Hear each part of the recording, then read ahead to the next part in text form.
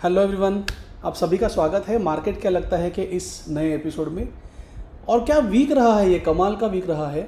ज़्यादा कुछ पहेलियाँ नहीं थी इस वीक में, और जैसे हमने एक्सपेक्ट किया था कि 26,100 या उसके ऊपर के टारगेट्स कंप्लीट हो सकते हैं, तो वो टारगेट्स भी कंप्लीट हो गए।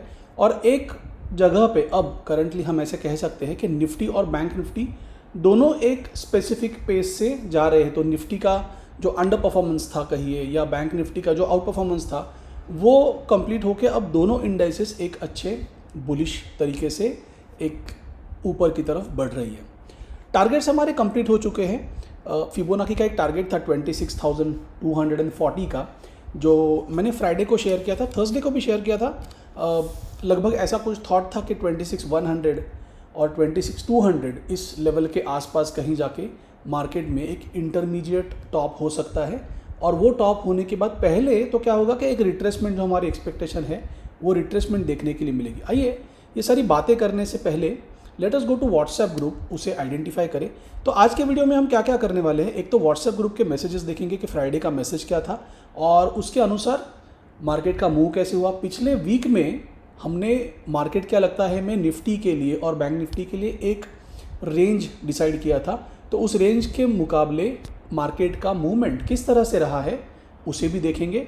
उसके साथ ही साथ एक बार रेशियो चार्ट देखेंगे निफ्टी बैंक निफ्टी का, बैंक निफ्टी का, और बाद में आखिर में हम 4 इंडेक्सेस को देखेंगे, जिससे पता चलेगा कि स्मॉल कैप में क्या हो रहा है, मिड कैप में क्या हो रहा है। बिकॉज काफ़ी सारे लोग ऐसा कह रहे हैं कि even though Nifty all time high पे है, बट जो भी इन्वेस्टमेंट्स उन्होंने बाय की है, लेट्स से 4 जून के बाद, है ना, जनरल इलेक्शन रिजल्ट्स के बाद जो इन्वेस्टमेंट्स बाय किए, वो इन्वेस्टमेंट्स अभी रेड है। मतलब अभी तक उन्होंने वैसा प्रॉफिट दिया नहीं है जैसी एक गुंजाइश थी, जो एक्सपेक्टेशन थी। तो उसको भी थोड़ा हम देख लेते हैं। ये सारे पॉइंट्स है, लगभग मेरे ख्याल से एक 10-11 मिनट में हम इसे कवर करेंगे। तो अंत तक वीडियो देखिए, बिकॉज ये सारे कंसेप्ट एक एक टुकड़े हैं, एक एक कड़ी है इस पूरी एनालिसिस की, और सारी कड़ियाँ जुड़ने के बाद हम एक नतीजे पे पहुँचेंगे। तो आइए शुरुआत करते हैं। जो ग्रुप है हमारा स्टॉक मार्केट का, वन ग्रोथ मॉड्यूल, तो वन ग्रोथ मॉड्यूल पे मेरा फ्राइडे को जो मैसेज था, वो फ्राइडे का मैसेज था। अच्छा, फ्राइडे से पहले भी एक मैसेज इंपॉर्टेंट था जो मैं शेयर करना चाहूँगा। एक रीबैलेंसिंग था, निफ्टी का भी रीबैलेंसिंग था उस पर्टिकुलर दिन पे। हाँ, तो ये एक मैसेज मैंने शेयर किया था थर्सडे को। It is likely that we are near intermediate top, Nifty target may be 26,100 to 26,200। So Fibonacci के बेसिस पे हमने टारगेट जब कैलकुलेट किया, तो ये टारगेट लगभग आ रहा था 26,240 के आसपास। वो टारगेट अब कंप्लीट हो चुका है, और वहाँ से ऐसा एक पॉसिबिलिटी है कि एक इंटरमीडिएट टॉप हो सकता है, उसके बारे में बात करेंगे। अब देखिए, बहुत बार ऐसे होता है कि बहुत सारे एनालिस्ट बहुत समय से कह रहे हैं कि टॉप यहाँ पे होगा, टॉप वहाँ पे होगा। कई बार ये बातें सही भी होती है, कई बार ये बातें गलत होती है। मार्केट का ट्रेंड है जो अनइंटरप्टेडली चलता ही रहता है। देखिए, व्यू में एक व्यू होने में और वो व्यू के अकॉर्डिंगली मार्केट नहीं चलने में कोई गलती या सही ऐसा कुछ नहीं होता है। आपने एग्जीक्यूट किस ट्रेड को किया है, आपने कौन से सौदे को एग्जीक्यूट किया है, उस पर चीज़ें निर्भर है। और ट्रेडर का तो धर्म है स्टॉप लॉस लेते रहना, है ना। स्टॉप लॉस लेना है और टारगेट भी लेना है, तो जो पहले मिल जाए उसे प्यार से हम गले लगा लेंगे। सो यहाँ पे मैंने कैटेगरिकली कहा है कि 26,100 और 26,200 ये एक निफ्टी का इंटरमीडिएट टॉप हो सकता है। हाउएवर दिस फाइनल 100 और 200 points may be difficult to trade considering slow moving phase और रैंडम स्पाइक्स, है ना। तो ट्रेड विद कॉशन, ऐसा एक मैसेज था।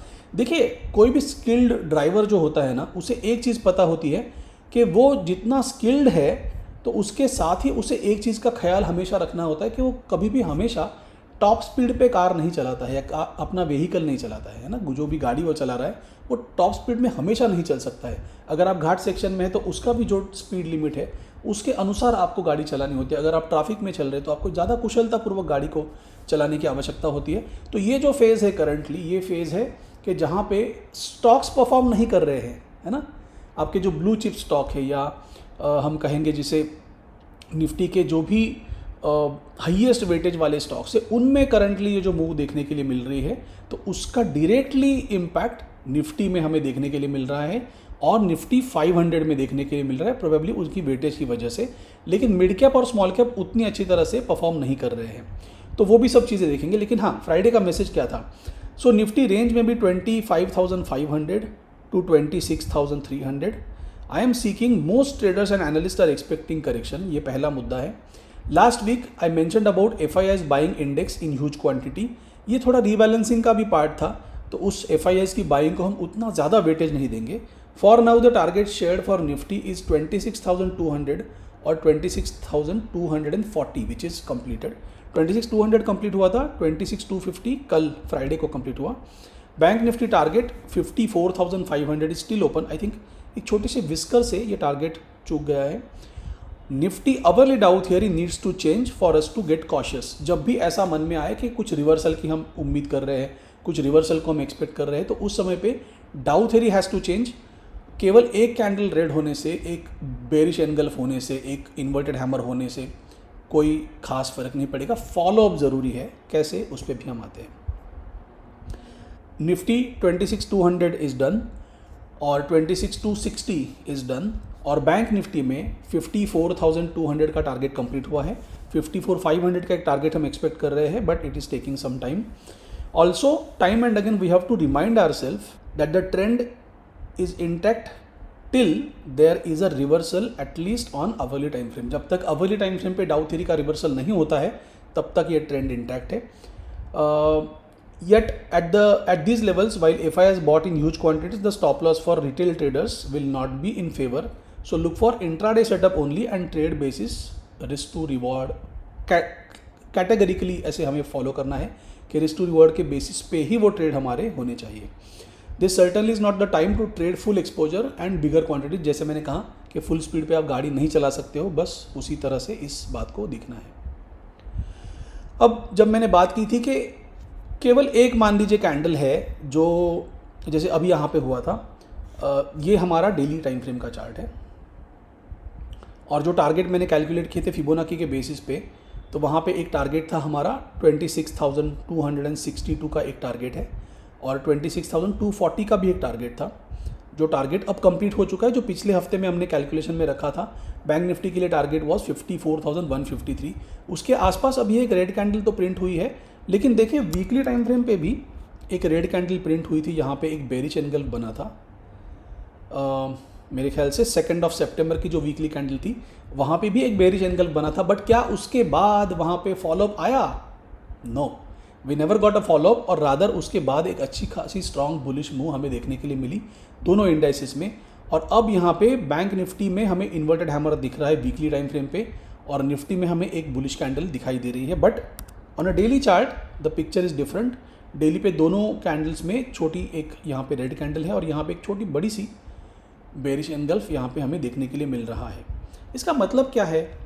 जब तक डाउ थ्योरी चेंज नहीं होती है अर्ली टाइम फ्रेम पे, तब तक कोई मतलब निकालने की ज़रूरत नहीं है। Just have to be there, hang in there, शांति से बैठे रहे, थोड़ा कॉशियस हो सकते हैं, बस उसके अलावा और कुछ नहीं। सो पिछले हफ्ते की एक रेंज थी हमारी 26,100 से लेके 25,200 की। ये रेंज में मैंने एक बात जाहिर कही थी, मैंने एक बात कही थी कि पहले जो है रेंज का हायर लेवल जो है वो कंप्लीट होगा, और वो कंप्लीट होने के बाद जो रिट्रेसमेंट का फेज़ है वो हमें देखने के लिए मिलेगा। तो अभी इस वीक में ये रिट्रेसमेंट का ही फेज़ आइडियली हमें देखने के लिए मिलना चाहिए, unless this high is taken out. अगर मान लीजिए कि ये जो प्रीवियस हाई है, ये हाई अगर ब्रेकआउट हो जाता है और प्राइस एक दिन के लिए इसके ऊपर सस्टेन करती है 26,277, उसके बाद ही नई बुलिश एक्शन को हम देखेंगे या इंट्राडे में बुलिश ट्रेड्स को देखेंगे। अदरवाइज यहाँ से थोड़ा स्लोली ग्रेजुअली एक रिट्रेसमेंट देखने के लिए मिल सकता है, ऐसा एक एक्सपेक्टेशन है ट्रेडिंग के पॉइंट ऑफ व्यू से। इन करंट सिचुएशन मैंने जैसे कहा कि पोजिशनली मैं कोई भी बुलिश या बेरिश ट्रेड्स अभी नहीं ले रहा हूँ इन करंट सिचुएशन, तो यहाँ पे हम एक्सपेक्ट करेंगे कि कुछ रिट्रेसमेंट हमें देखने के लिए मिले। 25,800 पे एक अलर्ट मैंने लगाया हुआ है, लगभग यहाँ तक प्राइस जब तक आती है तब तक शायद अवर्ली टाइम फ्रेम पे एक हमें डाउ थ्योरी का रिवर्सल आइडियली मिलना चाहिए, ऐसी एक एक्सपेक्टेशन है। तो नॉट अ बुलिश एक्सपेक्टेशन, कोई बुलिश टारगेट्स नहीं है इस बार। 25,800 का एक लेवल है, और उससे अगर हम ब्रेक करते हैं तो ही हम अगले टारगेट की ओर यानी 25,500 के आसपास आने की गुंजाइश है। तो ये दो टारगेट लेके हम इस सप्ताह में चल रहे हैं। अगर हम बैंक निफ्टी की बात करें तो बैंक निफ्टी में ऑलरेडी जो हमारा टारगेट था, रेंज का हाई था, उसे कंप्लीट करके, लगभग उसे कंप्लीट करके टच एंड गो नहीं हुआ है। 467 का हाई है, मतलब 33 पॉइंट से वो टॉप जो है, वो टारगेट जो है वो कंप्लीट नहीं हुआ है। एक रिट्रेसमेंट अच्छी खासी दिखाई दे रही है। तो इस रिट्रेसमेंट में भी मैं एक्सपेक्ट कर रहा हूँ कि 53,000 की लेवल तक यहाँ पे हमें प्राइस में जल्द से जल्द बैंक निफ्टी में प्राइस पहुँचती हुई देखने के लिए मिलनी चाहिए। नया बुलिश पोजीशन केवल और केवल इस प्रीवियस हाई के ऊपर ही हम क्रिएट करेंगे। वो भी मैंने क्या कहा, फिर से एक बात बताता हूँ, अगर इस प्राइस के ऊपर प्राइस सस्टेन होती है एक दिन के लिए, मतलब डेली क्लोज इसके ऊपर होता है और नेक्स्ट डे की एक्शन वहाँ से शुरू होती है, तो ही हम बुलिश बायस को कंसिडर करेंगे। अभी जो प्रोबेबिलिटी है, रिस्क टू रिवॉर्ड है, वो सेलर्स की फेवर में थोड़ा ज़्यादा है। तो इस बात को थोड़ा ध्यान में रखते हैं। अब देखिए, रेशियो चार्ट हम देख रहे थे, तो रेशियो चार्ट में हमेशा से एक बात होती है कि जब बैंक निफ्टी आउट परफॉर्म करने वाला है तब रेशियो चार्ट हमें बुलिशनेस दिखाएगा। जब बैंक निफ्टी अंडर परफॉर्म कर रहा है तब रेशियो चार्ट हमें नेगेटिव डिक्लाइनिंग मोड में दिखाई देगा। तो करंटली क्या हो रहा है, निफ्टी ने फिर से एक लीड ले ली है, दोनों एक दूसरे के साथ जा रहे हैं। देखिए डिफरेंस क्या है यहाँ पे, निफ्टी की जो डेली कैंडल है वो छोटी सी कैंडल है ना, 0.14% की, माइनस 0.14, और बैंक निफ्टी की कैंडल है 1% की, माइनस 1% की मूव यहाँ पे हुई है। मे बी MSCI की रीबैलेंसिंग की वजह से हुआ है, उस टेक्निकलिटी में नहीं जाएंगे अभी, लेकिन बैंक निफ्टी अंडर परफॉर्म कर रही है, तो जाहिर है रेशियो चार्ट डिक्लाइनिंग रहेगा, है ना।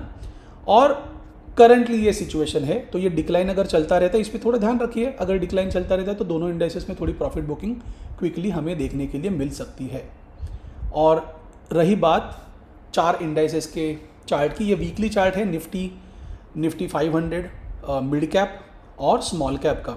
तो अब देखिए स्मॉल कैप में जो है ना, वो तेज़ी मेंटेन नहीं हो रही है स्मॉल कैप में काफ़ी समय से। अगर हम देखें तो 8 जुलाई की कैंडल से अगर हम देखें तो वहाँ से लेके लगभग एक ही रेंज में ये चल रहा है। परफॉर्मेंस नहीं है, आउट परफॉर्मेंस तो बिल्कुल नहीं है, it is going in a sideways channel, है ना। उसी तरह से मिड कैप में भी एक तरह से वो तेज़ी उतनी ज़्यादा नहीं है, लेकिन as compare to small cap mid cap थोड़ा बेहतर कर रहा है। Nifty 500 as a whole index is performing better because Nifty is performing. तो निफ्टी की भी मूव बहुत अच्छी हो रही है करंटली। ये इंडाइसेस में वीकनेस देखने से पहले आपके पोर्टफोलियो में वीकनेस ज़रूर दिखाई देगी।